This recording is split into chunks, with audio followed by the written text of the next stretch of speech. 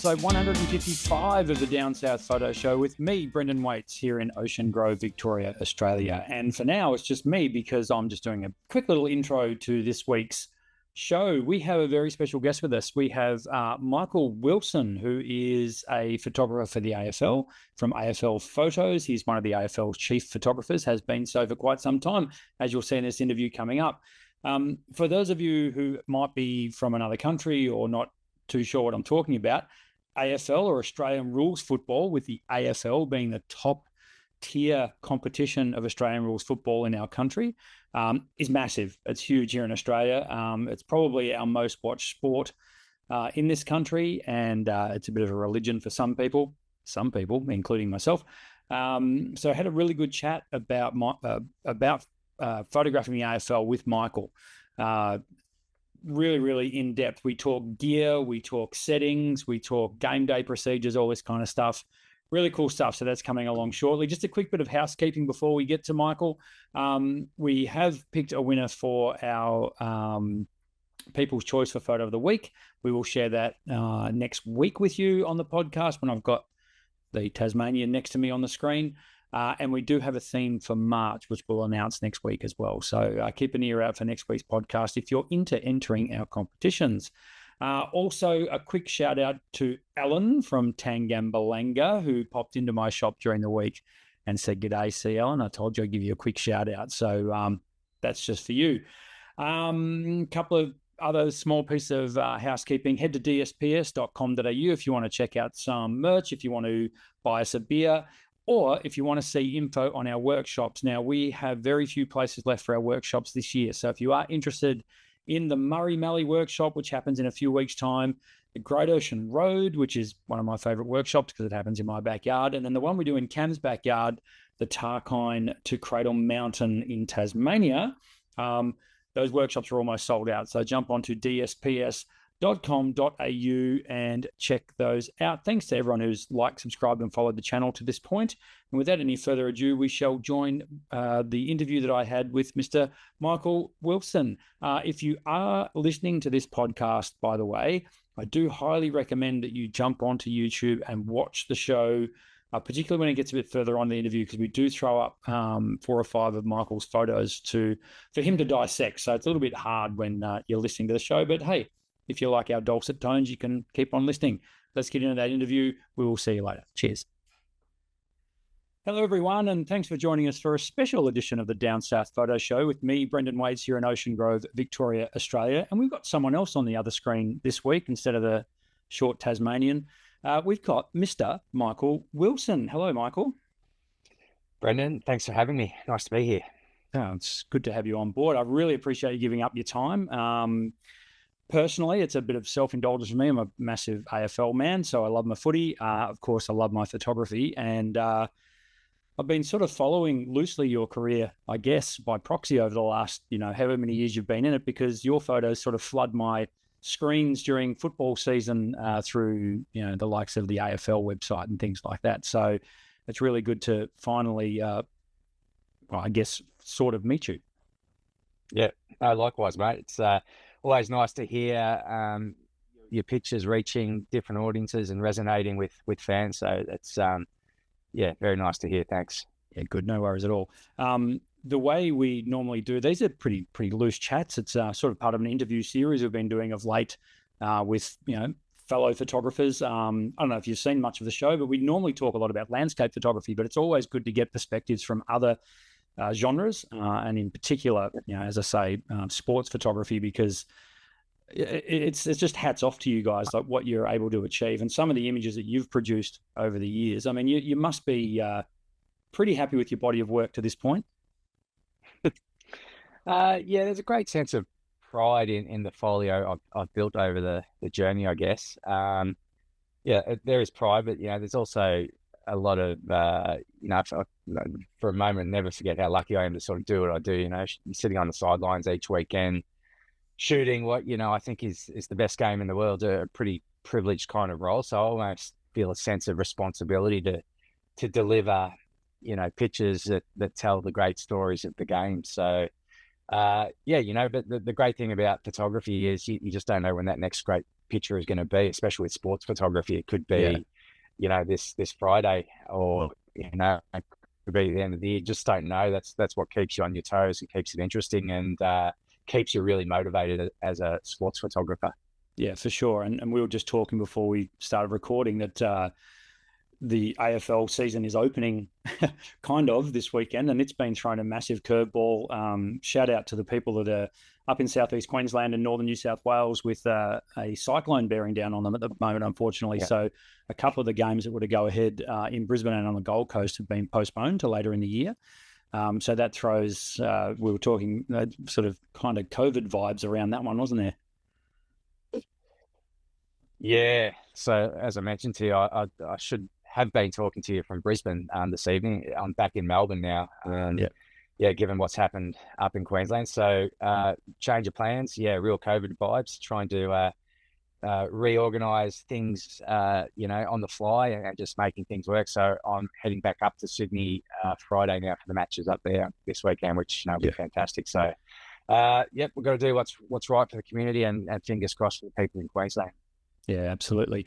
When we do these interviews, we like to kick things off with a little segment I call burst mode. So you're ready for a little bit of burst mode action. It's basically a series of questions that I throw at you. There's no wrong answer. We just like to hear your insights a little bit. So just to get to learn a little bit more about Michael before we get into the really hard hitting questions, mate. So let's get into that. Your first camera? I've still got it. It was a Pentax K1000. Right. It's like you've watched this show, I'm sure. Yeah. Yeah. See what's sitting up on the shelf behind me there, Michael? Yes, I do. It's and I've got mine sitting on a shelf as well. It's a classic camera. I think it's nearly every photographer's first camera. It's a beauty. And last time I used it was a couple of years ago. Put a roll of film in it and shot a Western Bulldogs team photo day with it, just some portraits, and still produced great results. Sensational. So which leads me to the next question. What's your favorite camera of all time? The camera I'm using at the moment, the Canon R3, is pretty awesome. It's the first mirrorless camera that I've used, and I haven't had a camera that focuses so quickly and has such consistency with just every image being sharp in a burst. Like cameras that in previous eras have had, you do a burst of 10 and you might get 3 or 4 that are pin. The others will be a little bit soft, but this mirrorless technology is just raising the bar as far as image clarity. Yeah, absolutely. And we will drill down a little bit further into your gear as we go through. Color or black and white? Generally color, but I do always find a place for black and white, more with emotive type images. I think if an image that I capture has some real emotion behind it, and I think black and white will enhance that and give it even more emotion, then I'll convert it, but generally color. Okay. And how long have you been a professional photographer? This is my 2005 was my first season I shot AFL. So I guess the year after that is when I kind of became a photographer. So what's that? 2018 years, I guess. Yeah. 19 years. Yeah, rolling around to 20 years of being in there. That's awesome. Do you have a favorite photographer? Wow.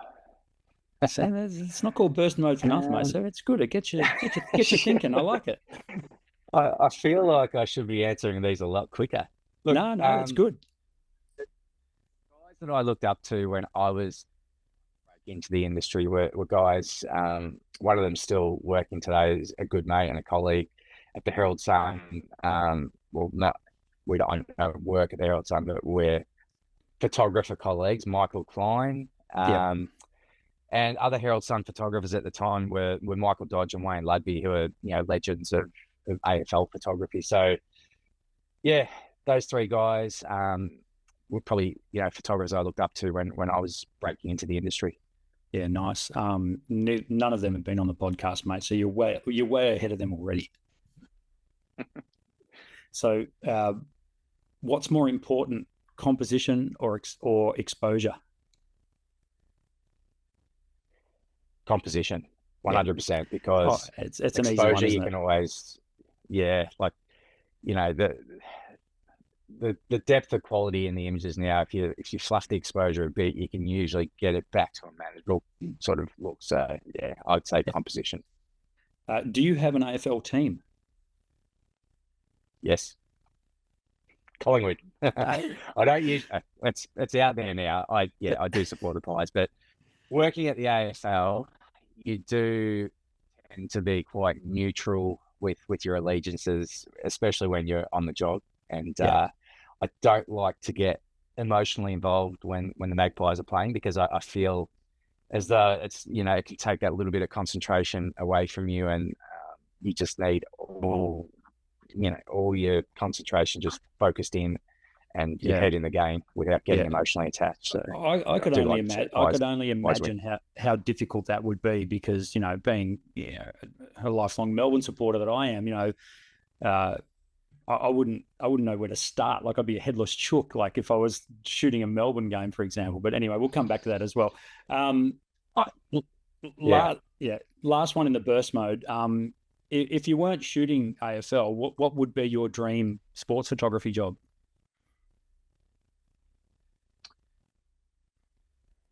I love American football. I've Yep, never shot it, and it's kind of on my bucket list.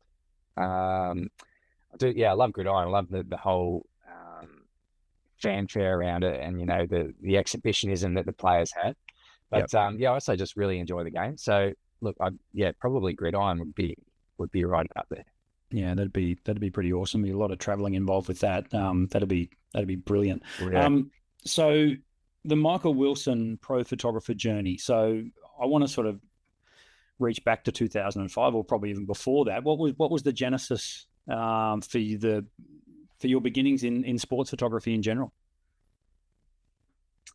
Yeah, so I had a bit of I guess, indirect path to where I am today. I actually studied as a graphic designer, and I worked as a graphic designer for 5 or 6 years, just, in studios around Melbourne. And I guess I was fortunate in that, as part of the graphic design degree that I did, photography was one of our core subjects. And so I always had the technical knowledge, and this is, back in the film days and dark rooms and all that kind of stuff. So always had the knowledge, and always really loved photography. And but I just ended up being a graphic designer because that's what I was qualified to do. So, but after a few years of working as a designer, I had just had a burning to kind of explore photography more, and I just felt that I had more to give as a photographer, and I was just getting a bit burnt out as a designer. And I always loved football. Football's been a huge part of my life right from the age of,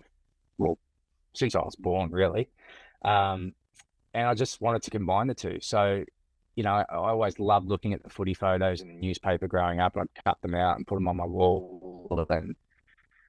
And always just had this passion for footy and photography, and thought, why can't I make a career out of that? So no one really had a pathway or told me how to do it. So I just pretty much bit the bullet one day. It was like, 2004 or something. And I just, bought a camera, a decent digital camera. I bought a long lens, and just started shooting like country matches, VFL matches, just matches where you could just go and you didn't need an accreditation or anything like that, just to build up a folio and pretty much teach myself how to shoot football. Yep. And one of those things, the more you shoot, the better you get, the more you learn, you meet other photographers and that kind of thing, and get feedback. And my big break came in probably, in 2005, when I shot an Essendon intra-club match. And I remember I sent my best pictures into the club, emailed them into the club, just introduced myself, saying, "Hi, my name's Michael. I was at your intra club today. These are the pictures I took. Please feel free to use them on your site," whatever. And they got back to me straight away and said, "Oh, these are fantastic. We'll, do a gallery on our site, and we've actually got an intra club next week. Do you want to come down and shoot that?" Oh, fantastic. So that was kind of like a little opening. And then the next weekend when I went down, I met the media manager of Essendon at the time. Simon Matthews was his name, and he offered me their photographer's pass for that season, which because every AFL club can have a photographer on the field. And that was huge. That was like, I couldn't quite believe that they was sort of showing their faith in me to take their photos for that year. So with that accreditation with Essendon in the 2005 season, I just, that was when I got to meet all the guys I just mentioned before, like Michael Dodge, Michael Klein, and Wayne Ludby, these guys, and got to, got in their ears about how can I improve, how can I do this, how can I do this better, and got feedback. And by the end of 2005, I had a folio that I thought was really strong and was getting up towards a professional level. And in 2006, I reached out to Getty Images, who were the official AFL photographer at the time, and started doing some freelance work for them. And then in 2007, the AFL took its photography in-house. And that's when I was offered a full-time position. So, and that's where I've kind of, over the journey, sort of built my way up from a photographer to senior photographer. And now I'm chief photographer and head of photography at the AFL. So, like I said, it's a bit of a long-winded story, and everyone has their own journey. That, mine sort of started with design and ended up where I am today. It's a bit of a funny one, really. but I love it. I mean, it's great. There was, there's obviously the interest to begin with, but what a fantastic way to get into it. I mean, it was a passion to begin with, and I think it goes without saying that the best photographers start that way. Like it's in them, and I would imagine that, doing graphic design, you were saying, there's obviously some kind of artistic person inside you, and needed to express yourself, and doing that with the camera. I mean, absolutely brilliant. Can I just ask you quickly? You said you bought a digital SLR. Do you remember what it was? Yes, I can. It was a Canon 20D.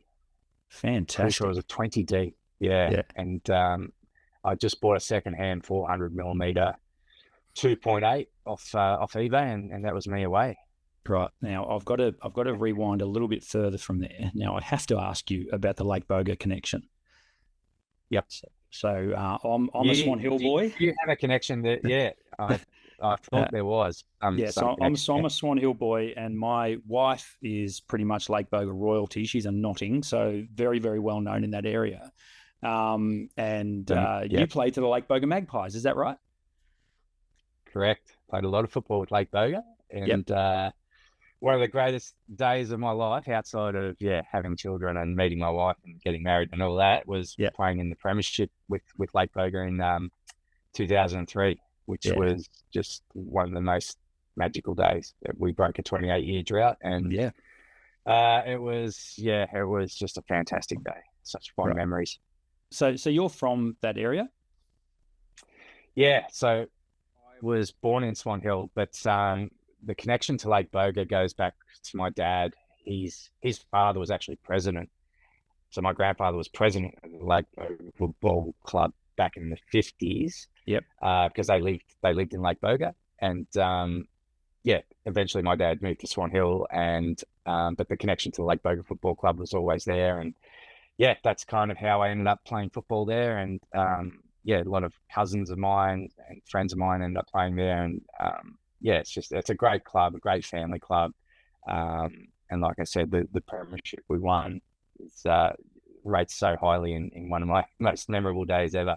Yeah. No, I love the town. I think it's a great spot. No, I love the Mallee as well. I used to umpire in the Mid Murray Football League, but that was back in the 90s. So which part of the 90s? I would have been doing that around 90. Well, I was definitely there 91, 92, 93. So, and then okay. I played my first senior game in 93 was my first senior game. No, I only played like maybe one or two that year, but who knows? I knew you were familiar. I remember the abuse. I remember it, and it was righto, Wilson, back to your spot, or I'll give you the whistle. The thing about country footy, which I absolutely love, was I remember one day I was umpiring the reserves at Lake Boga. I was in the middle. I was the central umpire. My brother was in the ruck. I held the ball up, and my dad blew the siren. So Yeah, oh, there you go. Yeah, so That's awesome. yeah, there is a connection there. So that's brilliant. So yeah, basically a Boga boy that's now the chief photographer for the AFL. You must pinch yourself sometimes. Yeah, I do. Absolutely. It's funny. I sort of touched on it earlier, but it's never lost to me how fortunate I am and what a privileged position I'm in to be able to shoot footy every weekend. I'm not sugarcoating it though. It's a tough job in that basically I don't, my weekends from February until December with the AFLW season now are pretty much, taken up. So Yeah. it's a huge sacrifice time wise, and it's a tough balancing act trying to get that work life balance with a young family. And I'm fortunate in that I've got a really supportive partner and who allows me to travel and do my job. But yeah, it's an amazing job. And yeah, just feel really fortunate to be able to do it, really. Yeah, for sure. With that in mind, I'm sure people would be interested to know about this sort of stuff. So you'll get your schedule as soon as the draw comes out, I would imagine. Which happens like in November, December. Is that where it starts for your planning for the year ahead? Yeah, it does. Well, if you're talking matches, yeah, we do the rostering sort of in blocks of 4 or 5 rounds. But yeah, we before the season even starts, we have all the team photos and player headshots and player portraits that we take. And that's basically from early January right through till late February. So there's a lot of logistical organising with that, rostering. Either myself or another AFL photos photographer will travel interstate to shoot the interstate ones as well for quality control more than anything, just to make sure there's real consistency with the way the team photos are composed and everything. So yeah, it's pretty much, yeah, February team photos and then rostering the season itself. And then there's all sorts of other stuff that pops up on the fly. There's, that many media opportunities and corporate partner announcements and press conferences and, editorial coverage of trainings and that kind of stuff that you do week on week as well. So there's quite a bit of fluidity, I guess, with the role as well. But yeah, a lot of planning sort of late December and early January for the year that lies ahead. Yeah. So when it comes to an actual match day, I find it fascinating, the process that you go through. So let's say, for example, we'll use an example, a Friday night game, which I'm assuming you're involved in quite heavily, particularly if it's at MCG. Walk us through the process. So like what time do you need to be at the ground and that sort of stuff? Yeah, generally we like to be at the ground at least 2 hours before the first bounce. So there's a few reasons for that. You could get stuck in traffic getting into a lot of matches. If it's a big Friday night game, if we're using a Friday night game as an example, let's say Carlton Collingwood, probably try and allow for 3 hours before the game to try and get there. Before each match, we get a brief from the AFL, like internal departments of the AFL. So, for example, our corporate partner team might send a request from Toyota saying they need their grass signage photographed with players running over the top of it, or perhaps Telstra wants a picture of someone kicking goal with their 50-meter arc signage in play or something like that. So we get a lot of corporate partner requests like that. We also take requests from the clubs themselves. So, for example, Collingwood might say they've got a debutant playing and they're doing a jumper presentation at 6:10 p.m. So they need to be in the rooms then to shoot that. Or they might say that they need pictures of their coaching staff, or they need pictures of one of their sponsors, perhaps, Emirates or something like that, need a specific picture. So there's a lot of requests that we sort of have to process before the game with the other photographer that you're working with.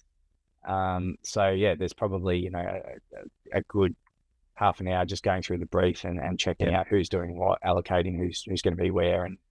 And then, we talk about who's, stories that might be coming out of the match, injured players that that are playing their first game for a while and just being ahead of the news going into it. So yeah, that's the process pre-match. So is it generally AFL photos send at least 2 photographers to a match?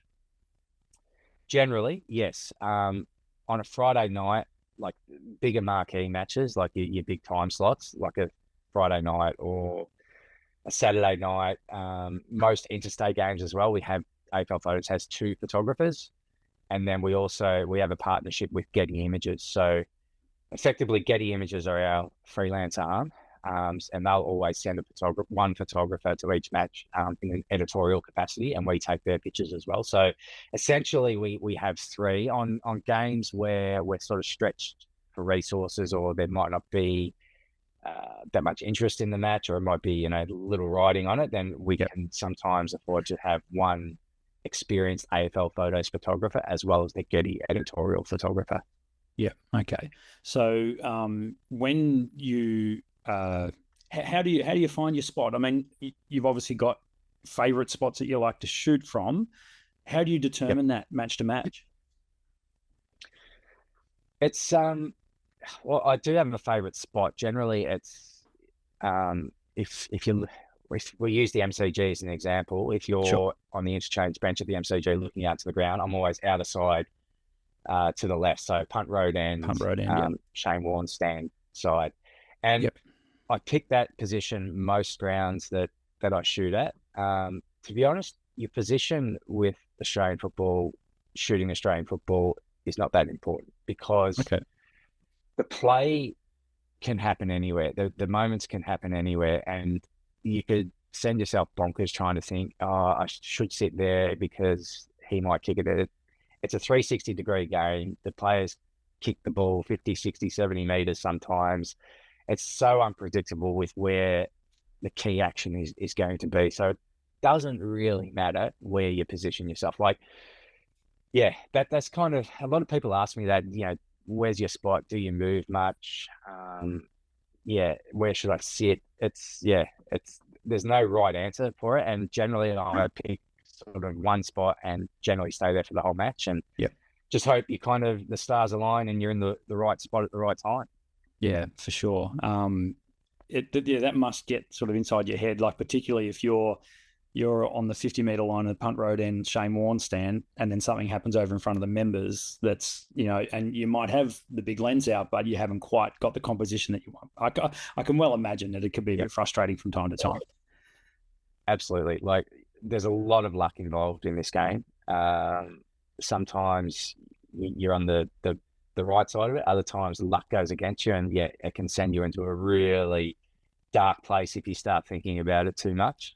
I've certainly been on the end of some lucky moments where I've been in the right place at the right time, but conversely I've also been in the worst position possible for some of the biggest moments the game's seen. So I like to think it evens out perhaps, but one thing you can control is being ready, being ready if that moment does happen and you are in a good spot for it.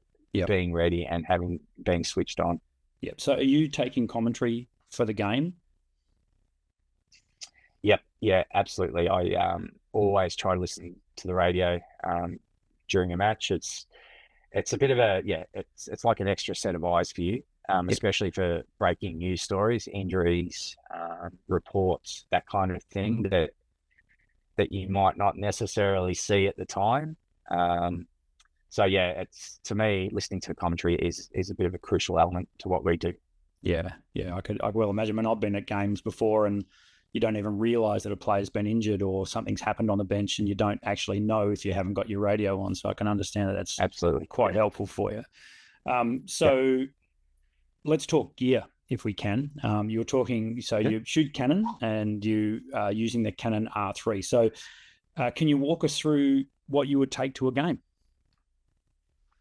Yeah, so my kit, I've got 2 Canon R3s, and I do have an old Canon 1DX Mark III. No, yes, 1DX Mark III, I'm pretty sure it is. Yep. It's an old DSLR, that I use as like a third body, and sometimes I actually set it up as a remote behind the goals, which I can sort of go into a bit more detail later on. But yeah, for a standard match, 2 Canon R3s, I've got a 600mm f4 telephoto, an R series lens. I've got a 70-200 2.8 R series. And the smaller lenses I have are 24-70 and a 16-35. So generally pre-match, I'll use a 16-35 and a 70-200 when the teams are coming out to the ground and all that sort of thing. And then during the match, it's almost, pretty much the 600 on the R3, and the second body, the second R3 has the 70-200 on it for play that's just that little bit sort of closer to you. So swap bodies, depending on how far away the play is from where you are. Yeah, and you've got that big ass lens sitting on a monopod, I'm assuming, to take the weight of it. Yep. It's got a Manfrotto monopod underneath it, and the R series lenses are remarkably light compared to what the EFs used to be. So look, there have been occasions where I've handheld the 600 with the R3, and I wouldn't do it for a whole game, but if I haven't had time to get the monopod out and I've seen a player doing something in the warm-up or something, I'll quickly pick it up. And it is like you could handhold it fairly easily if you needed to, and I've done it. And wouldn't be able to do that with the old EF series. No, for sure. And I would imagine, but having the experience that you've got, so we're talking close to 20 years of doing this, does it become sort of like breathing? Like, the game starts to unfold in front of you and you're basically just reaching for a different camera very, very naturally now? Yeah, it's like most things. The more you do something, the better you get at it. But I like to think as well, like, having played so much football growing up, just at a country level, I know, but I like to feel like I've got a feel for the game. And you probably, being an umpire, would know, you get a sense for anticipating things and reading the play in a way. And I think that's like one thing that holds me in good stead, as well as, just all the practice I've had over the last 20 years. But just, I'd like to feel like I have a bit of a natural feel for the game and the flow of it. And, just even little things like where the ball might bounce. It's just those little things that all sort of add up to trying to get those great pictures. Yeah, I think that's one thing that did hold me in good stead as a watcher of the game. I go to a lot of live football, not watching the ball. And then, a lot of people will watch the ball, and that's, but as a photographer, you just can't do that. You have to be predictive, right? And you have to know, all right, the ball's being kicked now, then you got to look for that pack forming and all that sort of stuff. So do you, I suppose for you would find that just second nature, just like the ball's kicked, the camera swings and you're looking downfield. Yeah, absolutely. It's kind of like you're sort of, in a way, going for the mark yourself. It's like, okay, how high is the ball coming in? Do I need to, like, if I'm on the 70-200, do I need to zoom out a bit, or do I need to zoom in? And you're just waiting for the peak height of the ball and just firing at the right time. It's almost like, the getting your hands up at the right time. There's a lot of sort of natural flow in it with being a country footballer. But I think that is what I like to think, sort of holds me in a really good place to be able to get those great pictures. Yeah, for sure. So we're going to talk settings, if you don't mind. It fascinates me as to what sort of settings you use on game day. And do they vary between day games and night games as well? I'm sort of interested in that sort of stuff. So if we talk settings, what sort of settings are we looking at? Yeah, well, they do vary a lot between a day match and a night match. So if we use like stadium and the MCG as night matches as examples, like the stadium lighting that they have there now is probably very similar. Is that right? Generally, like as in the brightness, I would say, and also the color temperature. Wasn't always the case, because Marvel, up until a few years ago, used to have the old tungsten kind of lights, and it was really a really dark, muddy, flickering kind of light. But now they've got the new LED types, which the MCG have had for quite a few years now. So settings wise, night match, generally my ISO would be around 5,000, which I know sounds really high, But the trade-off for that is, you get a shutter of around 2,000 maybe. Yep. I would say at an absolute minimum for any aspiring sports photographers out there, you want a minimum shutter of at least 1,000. So, 2,000 is a good shutter speed to have for a night match. And then if I'm shooting on the 600mm, it's an f4 aperture. So yeah, that's generally night match settings, and also dialing in a custom white balance for those stadiums, because if you just went auto white balance with the amount of LED signage and everything that changes color at these stadiums now, you just get really unpredictable results. So Yep. For the MCG and Marvel Stadium, I think the white balance is like 4,700 Kelvin and a shift of A1 M3 roughly. So, and loosely, other grounds around Australia probably around those settings for night matches. Day matches, it depends. Obviously, if it's a sunny day, if it's overcast, that kind of thing. If it's a sunny day and you're shooting backlit, so the sun's behind the players, which is generally how I always like to shoot on a sunny day, just because you're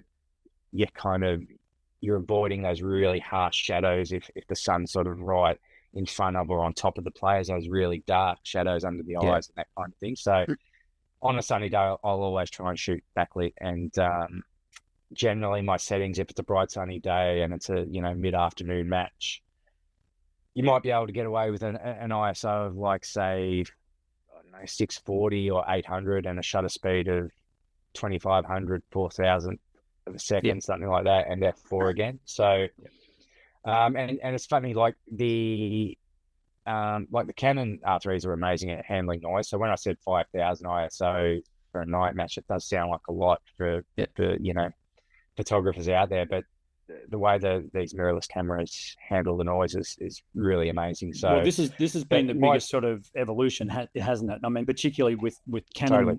with mirrorless in general, but Canon full frame mirrorless, the R3.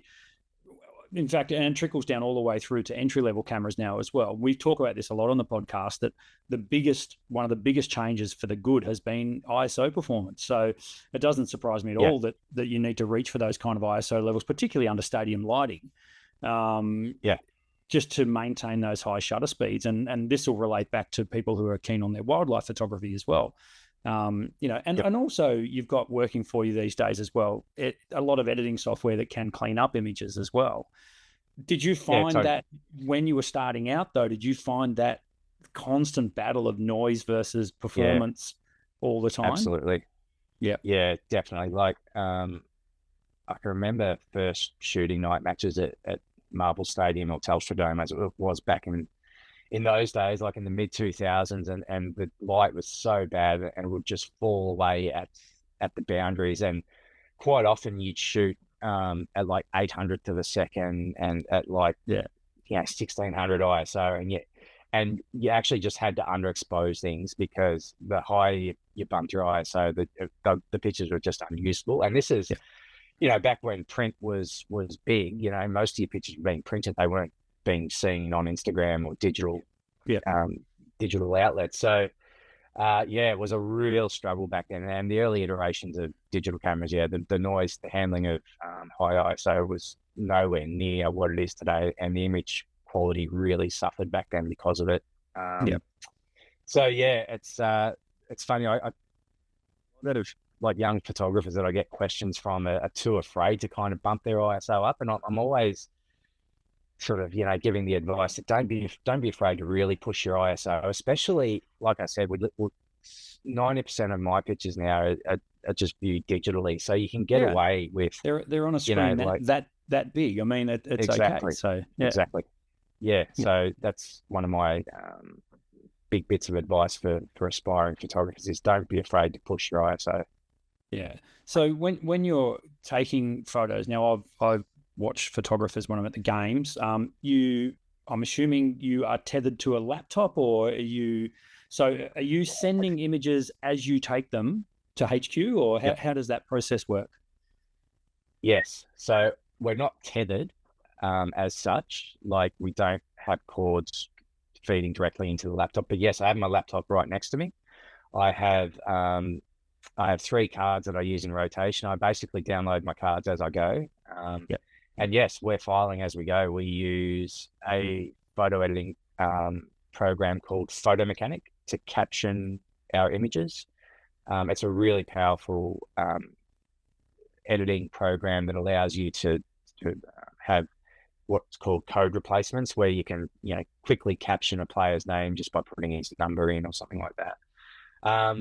So yeah, like there's an expectation, during a match that, within the first 10 minutes of the game, you should have at least 3 or 4 pictures online, filed through to the AFL photo site, ready for clubs, the AFL and editorial outlets to start using your content to give updates on the match that's happening. So, and that speed of delivery has grown so much in my time. Like, when I first started out, if you got 10 pictures filed for a whole match during the game and another 10 after the game, a total of 20 pictures for the whole match, you're doing well. Now it's I'll sometimes have 20, 25 pictures filed in the first quarter. Just the appetite for the content and the expectation of and speed of delivery and the reputation that we as AFL Photos have made for ourselves for getting our pictures out there really quickly is just sets a really high bar, and it can be really stressful. It can be a real struggle getting that balance between when do I file and when do I shoot, when do I stop shooting, and you can get caught out very easily if you're filing and a big moment happens and you haven't got it. It's a very fine line, and I've been caught out a couple of times by having my head in my laptop and missing big moments. Most photographers that you'll chat to at AFL level have similar stories, because the speed of delivery is just so, the expectation so high that it has to be quick. And it's just part of the job now. So this side of the thing, this side of the whole job fascinates me. I mean, basically what it means is the pressure that you've got, that you're under to get it right in camera is so great. I mean, which is even more credit to you. I mean, because you've got very little. I mean, so any editing at all before it gets filed? The only thing we can do really, and editorial guidelines as well. Anything editorial you can't touch, as in like you can't add things, and you can't remove stuff out of it. You can't use the clone tool basically, and you can't adjust the colors too much. It's basically just a crop. Really, you can crop and straighten your horizon line. And that's pretty much all you can do, and that's pretty much all the time you have to edit. It's, you don't have any other time to do anything else. So, but like the technology is so good now. Like I said, the MacBook Pros are so quick at process and pictures. You've got, like I said, Photo Mechanic. I can capture a picture in probably 10 seconds now. I take it into Photoshop, I crop it. I've got an action that sends it, straight back to Photo Mechanic and onto the AFL Photo server. And it's online within 30 seconds, like amazing. The technology is that quick now, and that the workflows we have are so well drilled now that that's the reality. We can get pictures out really quickly. But that's not to say it doesn't have its stressful moments. No, I could well imagine. And that, I mean, says to me that that everything goes out in JPEG form. Do you have RAW files as well, or is it only JPEG? Yeah, never for a match. I never shoot RAW for a match.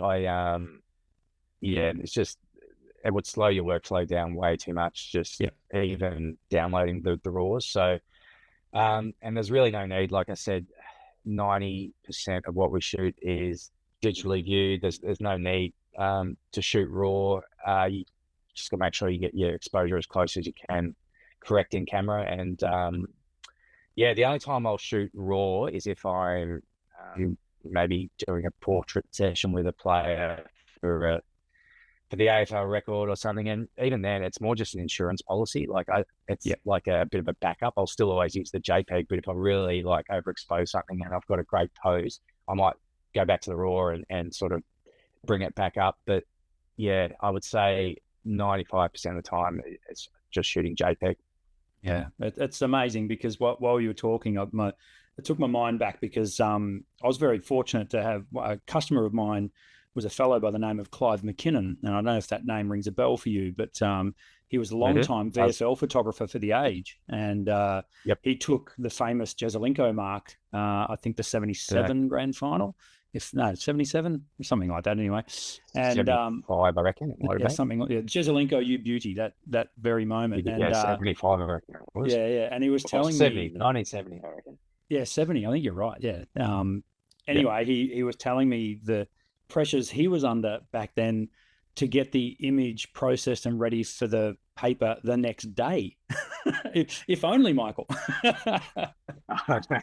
Some of the stories the old guys have got, I say old, that, like, Wayne Ludby's and Michael Clyde's, like, they're getting motorbike couriers coming to grounds to pick up their film and stuff like that.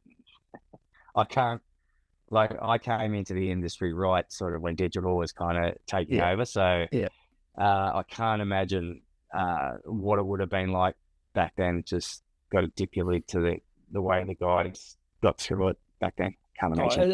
It's amazing. And when you think about now, the fact that you can take an image and I can see it on Instagram or on the AFL's feed literally within half a minute, it's phenomenal stuff. So, we live in a pretty amazing age from that regard. We do. So when it comes to image rights, you're working for the AFL, so basically they own the images. Is that how it works?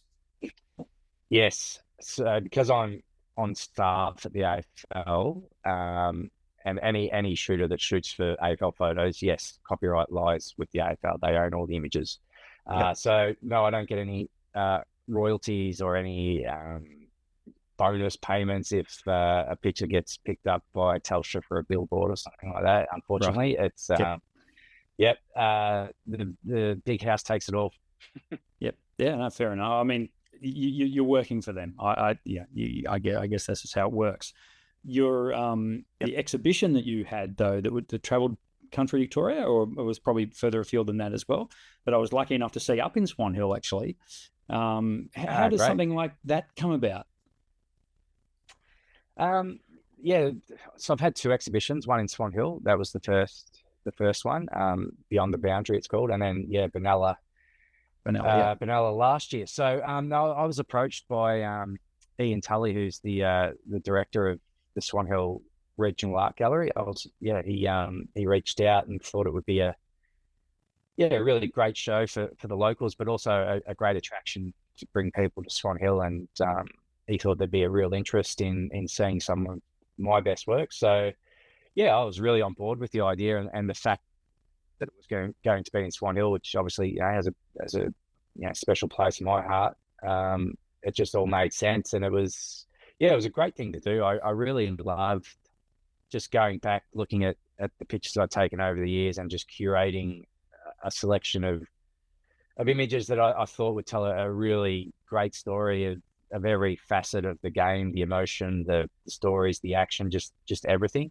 And I've said this as well, like, we've touched on it, quite a few times tonight already. It's just so often now we just see pictures on screens, but to see, these big, beautiful A1 prints all framed up right in front of you, you see details that you just miss if you're looking at it on a screen or on a phone or whatever. And it was just wonderful to see 30 prints just all there lined up, and people just taking their time to absorb the photos and look for little things they might have missed. And really loved it. And Benalla exhibition as well was fantastic. We mixed up the photos a little bit for Benalla. We there was more space, so we were able to include a few more, and that was really well received as well. So it was both times just been approached by the galleries, and loved doing it.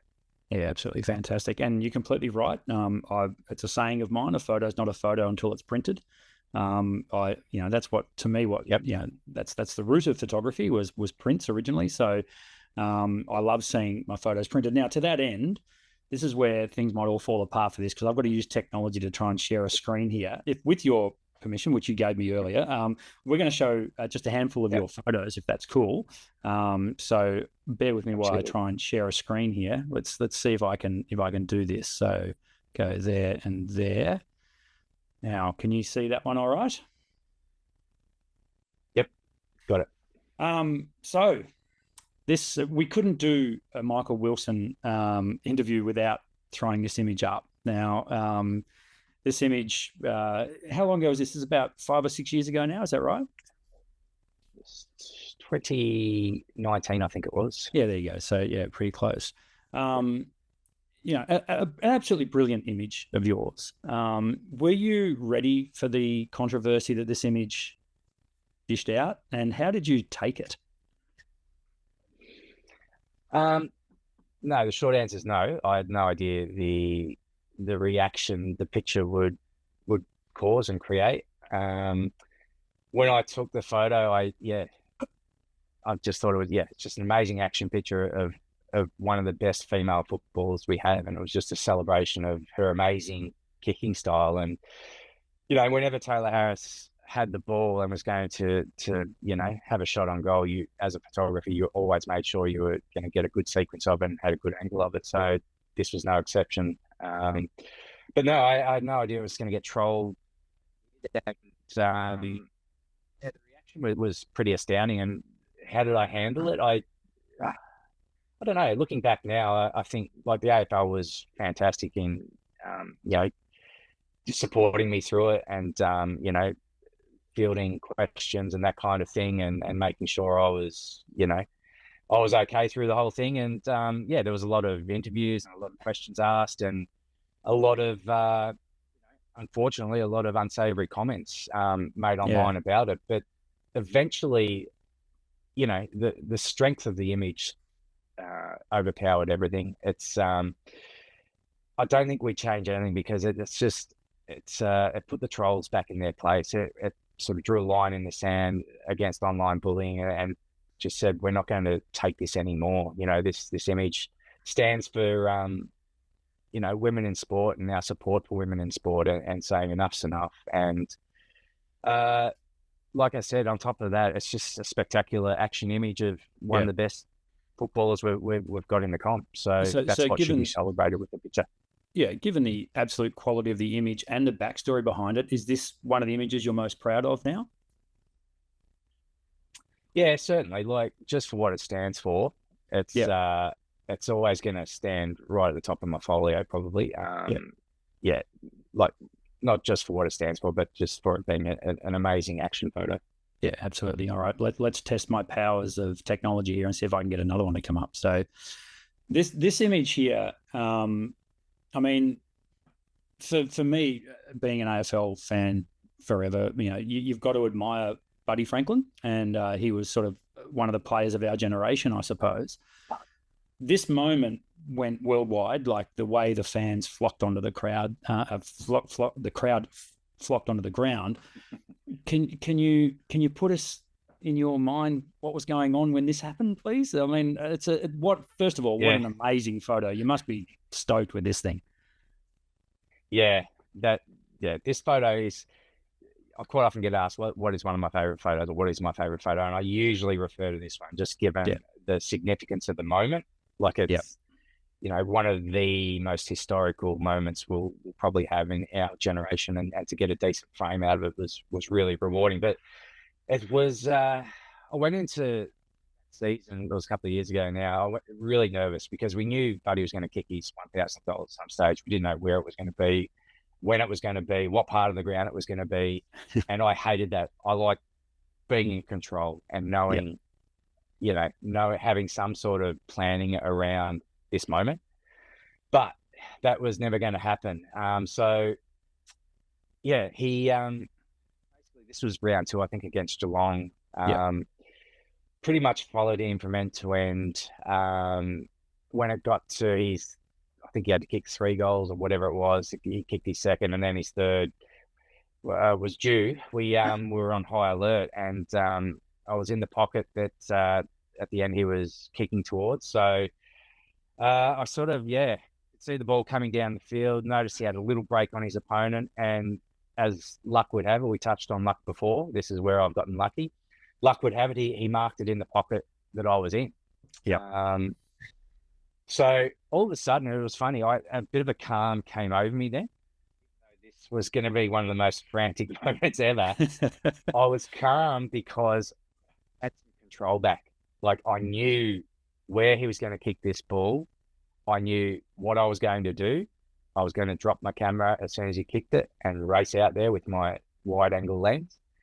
And it was funny, like the nerves kind of went away for that 30 seconds when he was lining up for goal, because, you know, I've shot footy for years and years, and to me it was just another shot on goal. So I felt so much better when he was when he had it, and when he was lining up for goal, I felt more in control. Anyway, he went back, kicked the ball, went through for a goal, as we know. And yeah, my plan, as I said, was I shot his kick and his celebration on the 70 to 200, and then I had a third body with me that night where I had a 16 to 35 wide angle on. And my plan was just ditch the other camera, pick up the widey, and get out there as fast as I possibly could. And this is where my Lake Boga football days probably came to the fore. I just sprinted elbows as out, mate. quickly as I. Yeah, there were plenty of elbows. There was plenty of jostling going on. Yeah. I raced out there, and I got to maybe within maybe 5 or 10 meters of it, and literally hit a brick wall of people. Like, I just came to a grinding halt, and I could feel people behind me pushing me forward. And it was actually like, there was a few hairy moments there for a little while, because there were people getting stood on, and there were kids out there, and it was getting, really out of control. And it was, after maybe 20 or 30 seconds, the crowd just sort of found its spot, and it was tight still, but it kind of wasn't a crush anymore. Yep. So, once I got out there and I managed to sort of keep my feet, I had the camera, and I couldn't really see where he was. I had a general idea where he might be, but the beauty with a wide angle is, you know, if you're sort of, if your subject is relatively nearby, you're probably going to get him in frame, him or her in frame. Yep. So I just held the camera up, literally above my head, not knowing what I was shooting, whether he was there or not, whether he was celebrating, he might have had his back to me. I had no idea whatsoever.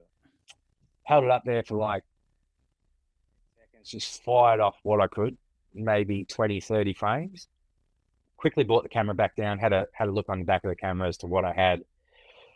And I saw this frame, and straight away struck me like, that's it. That is the picture.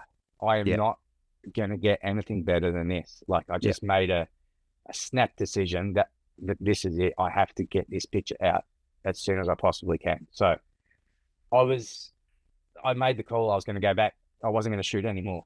I was probably only out there for a minute. I went back against the crush, back to my laptop, which was still there, fortunately. I was fully expecting some gear to go missing with 10,000 people on the field, but the laptop was still there. Downloaded the card, saw the picture, and it looked so much better on the laptop than it did on the back of the camera, and gave it a quick crop, and just pushed it out, and it went bananas on, it blew on up social. It blew up, and I was getting lots of messages from people saying that, well done, you've nailed it. It's such a great picture. It's one for the ages. And it's a funny story. It's, I was only out there for a minute, but it is one of my favorite photos. It's just, compositionally, I couldn't have asked for anything more. It's just, and like I said, we'll probably never see a moment like this again. The way the game's played these days, no one's going to kick 1,000 goals. No one's going to get near it. So I wouldn't have thought so. And the fact that you've got a few of the players flanking him as well, and just that expression on his face, and the clenched fist and the muscles, and it's an absolute cracker, man. So and it's brilliant that you've got such an awesome story behind it that you'll have forever. I love it. Yeah, it's a funny story. It's I love going back to that moment. Yeah. So this image here, which caught my eye pretty much straight away. What a spectacular image! When you look at a shot like this, like you see the action happening, is it? And look, I really hate the term spray and pray. That's not what you do. You're a professional photographer, but you can't predict a shot like that, I wouldn't have thought. So was this another one of those happy moments that, man, I got that? Yeah, yep. This is one of those moments as we've touched on, right place, right time, the right angle. Like very rarely, like you see quite a few flying hand passes in football, but very rarely are they coming straight towards the Straight down the lens, yeah. Yeah, that's what makes this one really unique. Yeah, it's just one of those things, the hair flying and just even the players looking at him, the desperation, the intensity. It's a very unique football picture. And yeah, like I said, when the luck comes your way, you take it. But by the same token, I sort of had to be there and zone in. I was concentrating and made sure I got a good sequence of that moment. I didn't know he was going to be airborne, but I was, switched on enough to know that there was something happening here and to be firing. So, the only funny thing about this was taken like maybe 4 or 5 years ago before mirrorless cameras. So it was on like one of the old 1DXs and maybe 10, 12 frames per second, maybe less than that actually. But the frame before this, I think his hand is like, he's not quite as elevated, and the frame after his hand's completely covering his face. With the mirrorless cameras now, I would have had a whole lot more in the sequence to choose from. If there's one tiny thing in this frame that annoys me, is that his fist is partially covering his face. So with the mirrorless cameras, I'm sure I would have had a frame where his fist is just underneath his face. I would have made it a little bit stronger, but yeah, I'll still take it. Yeah, for sure. Which raises the question I haven't asked you yet, and that is autofocus. So Canon shooter, so AI servo, I think it's known as with Canon. Is that servo. right? That's right. Yeah, servo. Yeah. And yeah, I've got 2 focus buttons. I always use back button focus, so I don't use the shutter button to focus. So I've got 2 buttons I use. I use one for eye detection focus with the R3, and one just with servo, just with center point focus. So I find like the eye detection focus with the R3 is amazing, but it's only amazing when you've got maybe 1, 2, maximum 3 players in the frame. If you've got any more than that, it tends to kind of get a little confused with the other faces in the frame. So that's when I'll sort of take over with the center point focus and have more control. Yep. So sorry, can I just pick you up there? So you have the back button set to center point focus and the main trigger set to eye detection. Is that correct? No. So there's another button next to the back button focus. I think it's called the AF. I think it is actually called the AF button, which I've got set up for the eye detection focus. Gotcha. So but they're highly customizable, the buttons. You could pretty much choose any button you wanted to make your back button focus and your second back button focus. So yeah, they're the 2 I've got, just the 2 buttons that are closest to your thumb on the back of the camera. So the main reason you use back button focus is so that the trigger is a trigger only and it doesn't change focus when you go to take the shot. Is that right? Yeah, that's the main reason. I feel like I'm more in control of the focus if you're sort of operating the focus separately to the actual shutter. So it's just the way I've always shot, and I don't know any different now. But I also like the fact that with back button focus, there's a little bit more flexibility to compose your shots as well. Not so much for action, but if you're doing portraiture, you can sort of lock the focus with the back button and then recompose if you wanted to. It's for me. It's just I just like focus being a separate entity to releasing the shutter. Yeah, absolutely fair enough. So let's have a look. Now, this is an image you alluded to earlier in our chat. Now, this sort of thing fascinates me. So can you walk us through how you got this image? Yeah, so this was taken with a remote camera set up behind the goals at the MCG. So basically right behind where the goal umpire would have been. It's the camera itself. This is the third body I was referring to. It's one of my old 1DX Mark IIIs, I think it is. So yeah, it's I think I had a 24 to 70 millimeter lens on it, and a trigger, a pocket wizard that had a trigger cord that goes into the shutter release outlet on the camera. So for those that don't know, a pocket wizard's like a little remote, uses signals, remote signal to basically talk to each other. So 50 meters down the field, I had another pocket wizard with a foot pedal that I bought from a music store. So basically, I love this. This has been jerry rigged the whole thing. This is my kind of photography. Yeah. So I had a foot pedal with a cord that goes into the other pocket wizard that was transmitting the signal to the receiving signal on the camera, and that was what was firing the shutter. So the focus was all preset. So the focus before the game, I set the camera up. It sits underneath the LED signage, right? So you don't really even see it, really, the camera. So I pre-focused the camera on the goal line. So basically the white line between the goals is where I pre-focused the camera, and set the camera to just lock the focus. So there was nothing that was going to knock the focus. And I think my settings, the aperture was at like 5.6 to allow for a little bit more depth with the focus area. So more things were in focus. It wasn't a shallow depth of field. And thankfully that's worked on this occasion, because as you can see, he's kind of quite a distance from where the actual white line is on the goals. But because the camera had a bit more leniency with the depth of focus, he's still pin sharp. So sorry, can I? Is that Brad Close? I can't actually. Yeah, I think it is. Isn't it? It's Ollie Henry. It's Ollie Henry. Okay, yeah, right. Yeah, he's just kicked an amazing soccer goal. Yeah, and this is in I think it was the prelim final. So yeah, again, I've gotten lucky here. He's kind of landed right in front of the remote camera, and yeah, he's sort of dead square to it. Lying down, he's got the fingers up. The dejection on the lions' faces. It's brilliant. It's fantastic.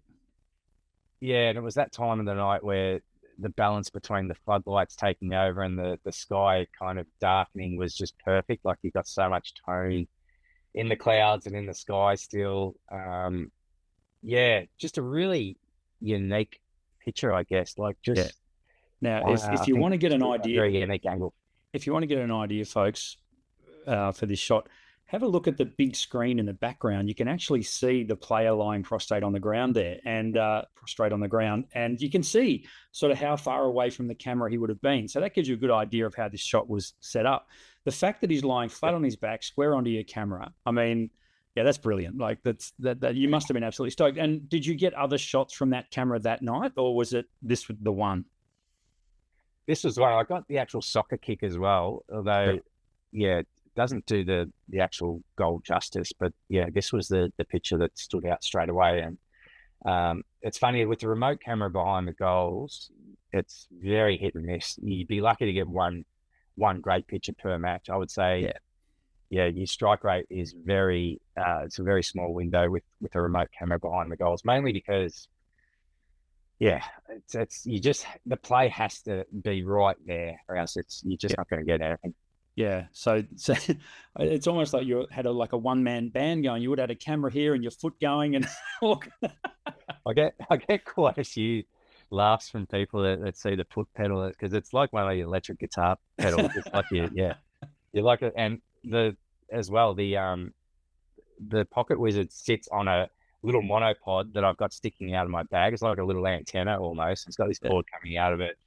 It's a bit of a lo-fi kind of setup, but it does the job.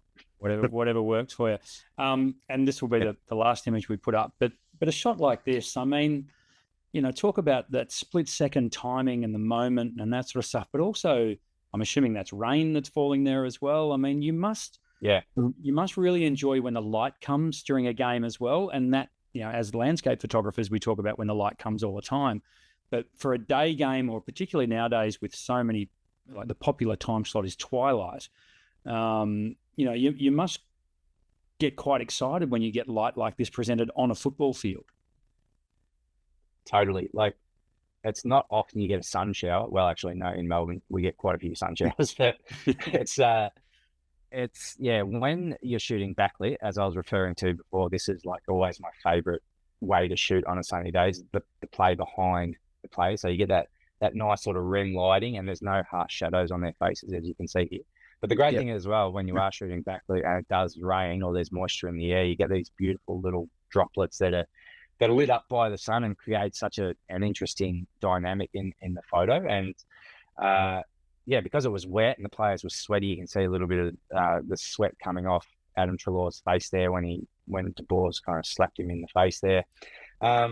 Yeah, look, I don't even remember what was happening there, if the ball was in play or whatever, but it was probably, I do remember I shot this on the 600mm lens and I was really tight. I was actually like really sort of lucky to get both players in the frame. Yep. I think I was just shooting whatever I could before I picked up the 70-200. And yeah, I probably didn't even know at the time that this frame had kind of happened with the slap in the face. It was probably post-match when I was doing my second edit that I actually realized, well, wow, that's pretty cool. Yeah. So yeah, one of those things is just a nice, even the colors kind of work in this one, just the orange, the black, the white, Yeah. it just all ties together really well. It sure does. Yeah. Have you ever had one of your images used as evidence in a tribunal? It's funny, yes. That happens more than you actually probably think. It's Right. not really publicized that much, but some clubs have reached out to Yeah, I get bet. a photo that shows a different angle to what the broadcast camera or whatever the vision has shown, to try and get any sort of angle they can to get a player off a charge, perhaps. But yeah, it does happen occasionally, but most of the time, yeah, it's not really publicized and not sort of one of those things that that's well known. Yeah. No, it's well, that was awesome. Thank you for walking us through some of those images. So hopefully we've got a normal screen back now.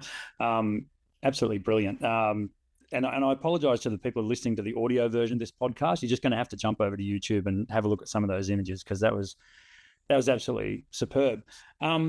So we're close to the end, so I won't keep you for much longer. But if you were to give advice to a younger Michael Willson, we have quite a few younger people who listen and watch the show.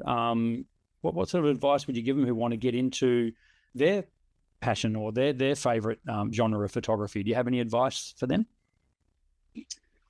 Yeah, I think it would be the same thing that I did myself, and that's all I've known is just get out there and shoot, and just, like photography is so great in that if you know the basic principles, the relationship between your ISO, your f-stops, your shutter speed, and so forth, they're the only things you need to know, and you can take that away, put your own spin on things, and be creative, and just get out there and shoot, and build up a folio, and try to network, and if it's football or any other sport you're trying to break into, you need to also be really prepared to work hard and work weird hours, long hours. That's half the thing with sports photography and AFL photography is, there's a lot of talented shooters out there, but sometimes that challenge of working every single weekend for 45 weeks of the year is not that palatable to some young photographers coming through. So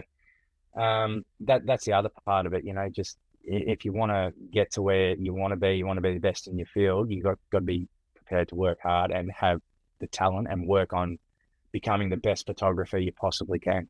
Yeah, awesome advice. And I think we're quite lucky in Australia, because quite often, like, you could be in a small country town like Lake Boga, there's going to be a footy match or netball game or something going on that you can always, wander down and get some shots, and sharing them with your local club. I mean, they love it. I mean, Absolutely. I get asked all the Yep. time here in Ocean Grove for photos. I mean, I run a retail outlet on Saturdays quite often, so it's a little bit tricky for me. But that sort of stuff, and it's so enjoyable to photograph, and it's so enjoyable just to go and watch these games, but to look at them through a lens and look at them through the eye of a photographer, I think is quite a special way to watch football. So yeah, that advice of getting out to your local games and taking photos, you can't beat it.